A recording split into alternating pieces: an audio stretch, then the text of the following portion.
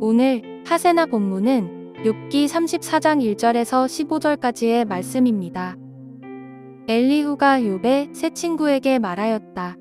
지혜를 자랑하시는 어른들께서는 내 말을 들으시기 바랍니다.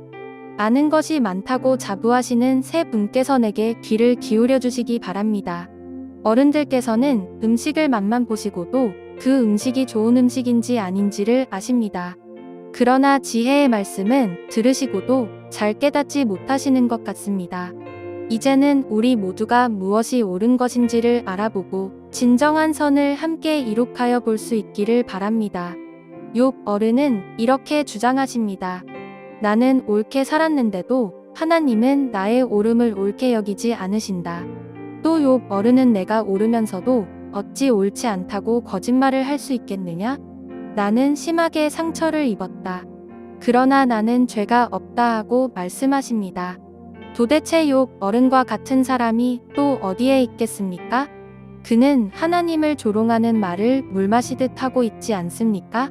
그리고 그는 나쁜 일을 하는 자들과 짝을 짓고 악한 자들과 함께 몰려다니면서 사람이 하나님을 기쁘게 해드린다 해도 덕볼 것은 하나도 없다 하고 말합니다. 분별력이 많으신 여러분은 내가 하는 말을 들어보시기 바랍니다. 하나님이 악한 일을 하실 수 있습니까? 전능하신 분께서 옳지 않은 일을 하실 수 있습니까? 오히려 하나님은 사람에게 사람이 한 일을 따라서 갚아주시고 사람이 걸어온 길에 따라서 거두게 하시는 분입니다. 전능하신 하나님은 악한 일이나 정의를 그르치는 일은 하지 않으십니다. 어느 누가 하나님께 땅을 주관하는 정권을 주기라도 하였습니까? 어느 누가 하나님께 세상의 모든 것을 맡기기라도 하였습니까? 만일 하나님이 결심하시고 생명을 주는 영을 거두어 가시면 육체를 가진 모든 것은 일시에 죽어 모두 흙으로 돌아가고 맙니다. 34장은 계속해서 엘리후의 이야기가 등장합니다. 먼저 엘리후는 이 지혜 있는 자들에게 자신의 말에 귀를 기울여 달라고 요청을 하는데요. 사실 요청이라고 하지만 이 자신의 이야기를 들으라는 명령조의 의미가 담겨져 있는 것 같아요. 엘리후는 이제 어떤 음식을 맛보면 그 음식이 좋은 음식인지 분별하는 것처럼 우리의 귀도 사람의 이야기를 분별할 수 있어야 한다라고 주장을 해요. 이러한 비유는 먼저 12장에서 사실 먼저 욥이 언급했던 내용이었습니다. 엘리후는 이러한 욥의 말을 재인용하면서 무엇이 옳고 선한 것인지 알아보자 라고 이야기를 하는 것인데요. 그러나 사실 엘리후는 이미 이 자신의 생각이 옳다는 생각을 확실히 하고 있었고 욥의 생각과 행동은 잘못된 것임을 단정해 놓고 이야기를 시작하는 것입니다. 5절부터는 엘리후가 욥이 주장했던 내용을 언급을 하는데요. 친구들은 욥의 고난이 욥의 잘못으로 인해 일어난 일이라고 주장을 했지만 욥은 지속해서 자기 자신은 잘못한 일이 없다라고 이야기를 했습니다. 도리어 하나님께서 자신의 의를 인정해 주시지 않았다라고 말을 계속한 것인데요. 엘리후는 이러한 욥의 주장을 되풀이하면서 이 욥을 힐난하기 시작합니다.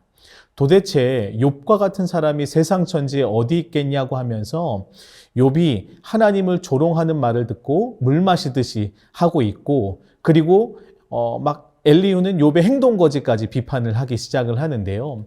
욥이 이 나쁜 일을 하는 말을 하면서뿐만 아니라 나쁜 일을 하는 자들과 함께 짝을 지었고 무리를 지어 다니면서 하나님을 기쁘게 해드려도 우리에게 아무런 유익이 없다라고 이 선전을 했다고 이야기를 하는 것이죠. 이렇게 엘리후는 욥의 말과 행동을 비판한 이후에 이 본격적으로 자신이 생각한 하나님은 어떠한 분이신지를 이야기하기 시작합니다. 엘리후가 말하는 하나님은 어떠한 분이실까요? 전능하신 하나님은요, 결코 악한 일과 불의를 행하시지 않는다라고 말을 합니다. 그러기에 이 전능하신 하나님은 사람이 한 일을 따라서 갚아주시고 사람이 걸어온 길에 따라서 거두게 하시는 분이다라고 선언을 하는데요. 이러한 주장은 앞서 욥의 세 친구가 이야기한 것과 같은 맥락의 내용입니다. 인과응보의 신학이 그대로 적용되고 있는 것이죠. 그러면서 엘리후는 이 전능하신 하나님의 주권에 대해서 말하기 시작합니다. 이 세상의 모든 것들은 하나님께서 다스리고 계시기 때문에 하나님께서 결심하시면 모든 살아있는 것들의 호흡이 끊어질 수 있다고, 즉 모든 생명의 주권이 하나님께 달려있음을 이야기를 하는 것입니다. 이러한 엘리후의 주장은 앞으로 살펴보는 말씀에서 계속 진행됩니다. 저는 오늘 본문을 묵상하면서 같은 하나님을 참 다르게 바라보는 모습을 보았습니다. 욥이 경험한 하나님과 엘리후가 경험한 하나님이 너무나도 다르다는 것이죠. 지금 욥에게 있어서 하나님은 침묵하시는 하나님이십니다. 욥은 이 까닭없는 고난 가운데 하나님의 응답을 간구했지만 아직까지 하나님은 욥에게 어떤 응답도 하지 않으셨죠. 그래서 욥은 어떻게 합니까? 지속적으로 하나님께 질문하면서 그분의 응답을 기다렸습니다. 반면 엘리후에게 하나님은 어떤 분이신가요? 엘리후에게 있어서 하나님은 전능하신 분이십니다. 그 전능하신 하나님은 정의롭고 선한 분이시죠. 그래서 엘리후는 하나님은 사람이 행한 대로 갚으시고 일하신다고 믿습니다. 또한 엘리후에게 하나님은 절대 주권을 지니신 분이십니다. 여러분, 그렇다면 도대체 누가 하나님에 대해 올바르게 이야기를 하고 있는 것일까요? 아무리 생각해봐도 두 사람 모두 하나님에 대해서 올바르게 이야기를 하는 것 같아요. 하나님은 욥이 말한 것처럼 침묵하시는 하나님이시기도 하고 엘리후의 말처럼 전능하시고 절대 주권을 지니신 하나님이시기도 하기 때문이죠. 이 두 사람이 말하는 모든 부분을 하나님의 모습에서 발견할 수 있습니다. 이렇게 우리는 하나님에 대해서 다른 생각들을 가질 수 있어요. 다르게 표현하자면 하나님을 만난 스토리가 각 사람마다 다를 수 있다는 것이죠.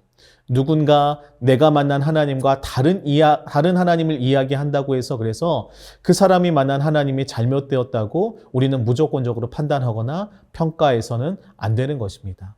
물론 그 내용이 이 성경의 내용과는 전혀 무관한 이야기를 하고 있다면 우리가 그 주장에 대해서 동의를 하거나 용납하기는 어려울 것입니다.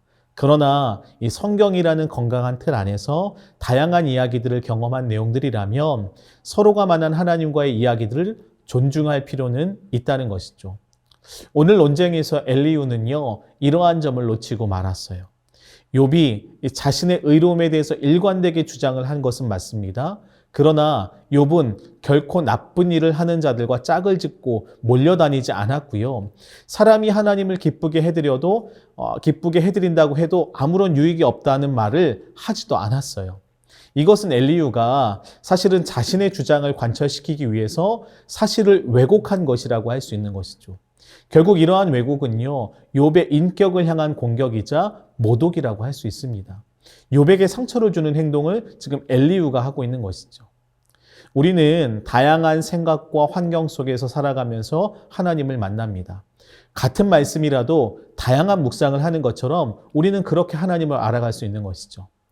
공동체에서 이러한 하나님을 만난 이야기들이 건강하게 나누어지고 서로가 만난 하나님을 존중하고 함께 찬양할 때에 그래서 우리는 그때 건강한 공동체를 이루어갈 수 있는 것입니다.